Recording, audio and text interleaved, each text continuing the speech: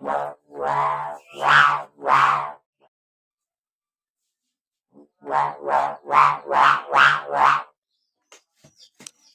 দর্শক, সালামুন আলাইকুম। আশা করি সকলেই ভালো আছেন। আপনার ইতিমধ্যে দেখতে পাচ্ছেন আমি একটা ঐতিহ্যবাহী ডাউস গুড়ির ডাক অথবা সাউন্ড তৈরি করতেছি। আপনারা দেখতে থাকুন আমি কিভাবে এটাকে চেষে দাও অথবা বটি দিয়ে আমি চেষে চিকন করে একুরেট করে ওটা আমি তৈরি করব।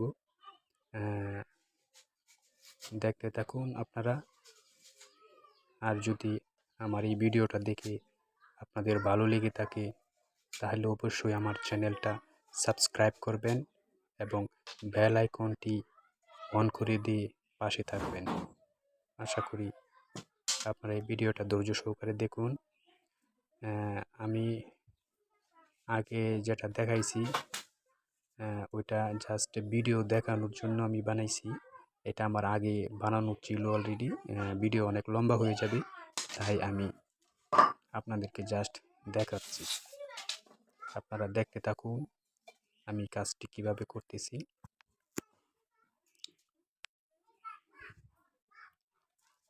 এই যে আমার কাছে বাঁশের আগা, এটা আমি ভিতরে হোল আছে ওইটা টুকরো করে নিয়েছি মাপ মতো, দুইটা একই সমান। মাঝখানে আমি ফুটা করেছি।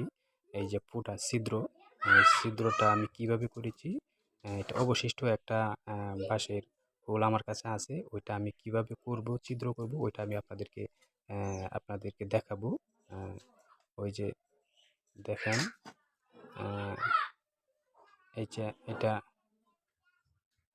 এই যে দেখেন এটা ঢুকে গেছে। যদি না ঢুকে আপনারা ওই বাঁশের চিপটাকে আপনারা দুই পাশ দিয়েই একটু করে চেষে নেবেন। তবে আপনারা দেখবেন আমি কি করে ওটাকে ফুটা করি। ওগুলো আমার কাছে আগেই করা ছিল, ওই জন্য আমি এটা মিলিয়ে নিচ্ছি। পরে শুধু আমি দেখাবো এটা ফুটাটা কীভাবে করতে হয়। খুবই চমৎকার একটা ভিডিও। আপনারা দেখলে আশা করি অনেক কিছু শিখতে পারবেন এটা থেকে। আর অনায়াসে আপনারা এই ভিডিও দেখে চাইলে আপনারা বানাতে পারবেন, তৈরি করতে পারবেন। আপনারা দেখতে থাকুন।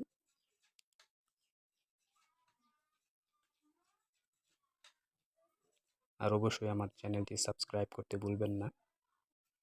এই যে দেখেন, এখন আমি আপনাকে দেখাবো ওই যে ওইটার মধ্যে কিন্তু ফুটা নেই। ওটার মধ্যে ফুটা নেই, ওটার মধ্যে আছে। ওটা আমি আগেই করে রেখেছিলাম। হ্যাঁ, এখন আমি দেখাবো আপনাদেরকে কিভাবে ওইটা ফুটা করতেছি। ওই যে আমি এটা সমান করে নিয়েছি, দুটোটা এক সমান। একটার মধ্যে ফুটা আছে আর একটার মধ্যে ফুটা নেই।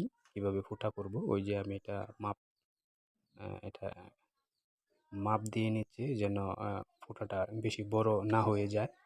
কারণ বেশি বড় হয়ে গেলে বেশি ইজি হয়ে যাবে, কারণ নড়াচড়া করবে অনেক সময়।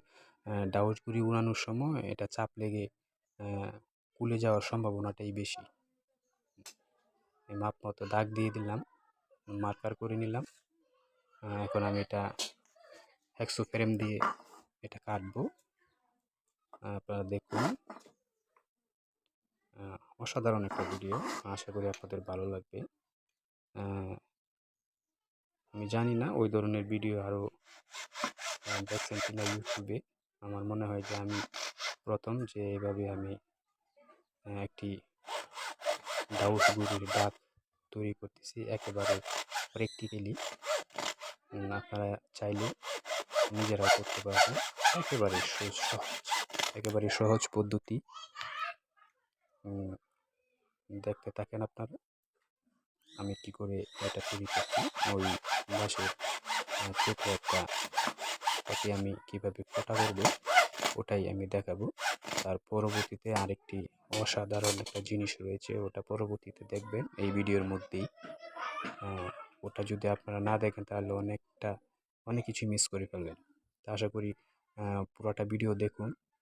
এই যে ফোটা হয়ে গেছে, ফোটা হয়ে গেছে। এটার মধ্যে না, সরি, আগেরটার মধ্যে ফুটা করাই ছিল, আমি এটাকে ফুটা করব। যেরকম আগে আমি দেখাইছি যে ফুটা যেভাবে আছে ঠিক সেইভাবে। এটা আস্তে আস্তে করে আপনার কাটতে হবে। দা অথবা বটির অগ্রভাগ অনেকটাই ধারালো থাকে, ওটা আমি দায়ের অগ্রভাগটা আমি দাঁড় দিয়ে নিয়েছি, যেটা আমার কাটতে অনেক সুবিধা হয়। দেখুন দেখুন প্রিয় দর্শক, এটা খুব নিখুঁতভাবে করতে হয়। চাপটা একটু বেশি লেগে গেলে হয় কি যে ভেঙে যাওয়ার বা ফেটে যাওয়ার সম্ভাবনা আছে। তাই আমি যেন না ফেটে যায় সেভাবেই কাজটা করতেছি। খুব ঠান্ডাভাবেই করতে হয়।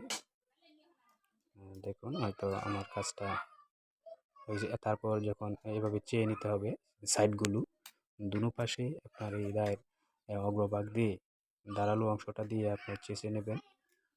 নেওয়ার পর দেখবেন যে হয়ে যাবে আশা করি। দেখতে থাকেন আপনারা।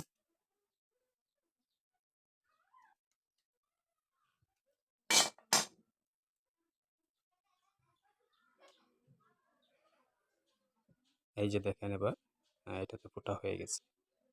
আমার বা হাতেরটা আগে করা ছিল, ডান হাতেরটা এখন করলাম। আপনারা তো নিশ্চয়ই দেখেছেন। এই যে দেখেন ইজি, একটু টাইট, মানে বেশি ইজি করে ফেললে তাহলে নড়াচড়া করবে না, সময় হয় না। ওকে, এই হয়ে গেছে। এভাবেই করতে হয়। তারপর এটা আমি কমপ্লিট করে নিলাম। এবার আমি এই বাজার থেকে একটি পিতা কিনে আনছিলাম 5 হাত, 10 টাকা দিয়ে। এটা মোটা পিতাটা, এটা আপনারা ওই যে মুড়া তৈরি করার যে পিতা খুব সহজে বাজারে পেয়ে যাবেন। ওটা আমি বাজার থেকে কিনে নিয়ে আসছি। এটা মোটা, আর কিভাবে ওটাকে টেনে চিকন করতে হয় ওই পদ্ধতিটাই আমি আপনাদেরকে দেখাবো। আর ডিনুর ডাক কত সুন্দর সাউন্ড, এখন বিকট সাউন্ড হয়, এটা নিশ্চয়ই আপনারা দেখবেন এই ভিডিওর শেষে। এই যে দেখেন এটা কিন্তু মোটা, এটা আর এটা আমি করে রেখেছি। এটা আমি করে রেখেছি। এখন কিভাবে চিকন করতে হয় ওইটা আমি দেখাবো। আমার পায়ের বুড়ো আঙুল দিয়ে চাপ দিয়ে ওটার মধ্যে ধরে রাখতে হবে।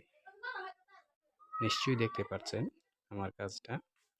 তারপর আমি আস্তে করে টান দেব, আলতো করে টান দিতে হবে, স্লোলি, যেন এটা ছিঁড়ে না যায়। অনেক দ্রুত এবং জোরে টান দিলে ছিঁড়ে যাওয়ার সম্ভাবনা খুবই বেশি। তাই দেখতে পাচ্ছেন আমি আস্তে আস্তে করে একেবারে স্লো আমি টানতেছি। এটা শুধু আমি আপনাদেরকে দেখাচ্ছি যে কিভাবে ওইটা চিকন করতে হয়।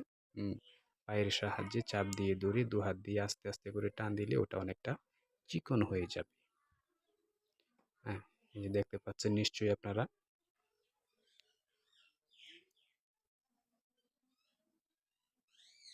এই আমার কাজগুলো আস্তে আস্তে হচ্ছে। অনেক সময় জুড়ে টান দিলে ছিঁড়ে যাওয়ার সম্ভাবনা আছে, তাই আমি আস্তে আস্তে করে টান দিচ্ছি যেন ছিঁড়ে না যায়। অনেক কষ্ট করে একটি ভিডিও তৈরি করেছি আপনাদের জন্য। যে আমার কাজটা হয়ে গেছে, দেখছেন তো আমি কিভাবে টান দিয়ে এটাকে চিকন করলাম। আপনারাও ঠিক একইভাবে, একই প্রসেসিং সিস্টেম, একই প্রসেসে আপনারা চিকন করে নেবেন। আমি এটা অলরেডি করে নিয়েছি। আমি এটা এখন আমার এই যে এটা আমি বাজার থেকে কিনে আনছি। আর কিনে আনার পর ওটাকে আমি টেনে চিকন করে নিয়েছি। এই যে আমার ডান হাতেরটা মোটা আর বাম হাতেরটা টেনে চিকন করেছি, এই জন্য এটা পাতলা এবং চিকন। আপনারাও ঠিক একইভাবে কাজটা করবেন। এই যে আমার বাঁশের চিপের মধ্যে আমি ওটা ফিটিং করতেছি, ওটা আপনারা নিশ্চয়ই দেখতে পাচ্ছেন। একটু টাইট করে দিতে হবে যেন এটা খুলে বা ছিঁড়ে না যায়। নিশ্চয়ই দেখতে পাচ্ছেন প্রিয় দর্শক, নিশ্চয়ই দেখতে পাচ্ছেন।